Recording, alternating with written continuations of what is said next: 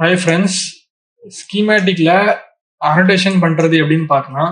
So annotation அப்படின்றது டெசிக்னேட்டருக்கு நம்ம இப்போ நேம் செட் பண்றது. ஸோ இப்போ ஃபார் எக்ஸாம்பிள் இப்போ J1, J2, J3 அந்த மாதிரி நம்ம செட் பண்றது பேர் தான் அனோட்டேஷன் அப்படின்னு சொல்லுவோம். ஸோ இது மேனுவலா பண்றது இம்பாசிபிள். ஏன்னா இவ்வளோ பெரிய ஸ்கீமேட்டிக்கு நம்மளால மேனுவலா பண்ண முடியாது.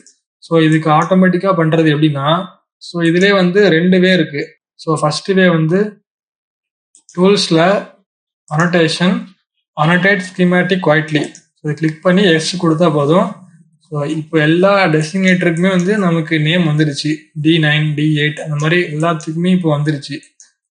ஸோ இன்னொரு வே அது எப்படின்னா, ஃபர்ஸ்ட் நம்ம இப்போ அனோட்டேட் பண்ணதை வந்துட்டு ரீசெட் பண்ணணும். ஸோ அதுக்கு அதே டூல்ஸ் அனோட்டேஷன்ல ரீசெட் ஸ்கீமேட்டிக் டெசிக்னேட்டர் இதை கொடுத்து எஸ் கொடுத்தீங்கன்னா எல்லாமே பழையபடி வந்துடும்.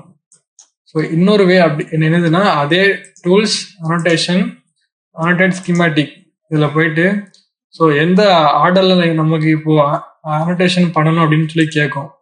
ஸோ அப் தென் அக்ராஸ், கீழே இருந்து மேலே தென் அக்ராஸ் பண்ணி மேலே போகணுமா, டவுன் தென் அக்ராஸ். ஸோ இந்த சிம்பிளை பார்த்தாலே உங்களுக்கே புரியும் எந்த மாதிரி அனோட்டேஷன்ன்றது. ஸோ இப்போ நான் அக்ராஸ் தென் அப்போ வந்து அனோட்டேட் பண்ணி காட்டுறேன். ஸோ இதை வச்சுட்டு அப்டேட் சேஞ்சஸ் லிஸ்ட் இது ஓகே கொடுத்துருங்க.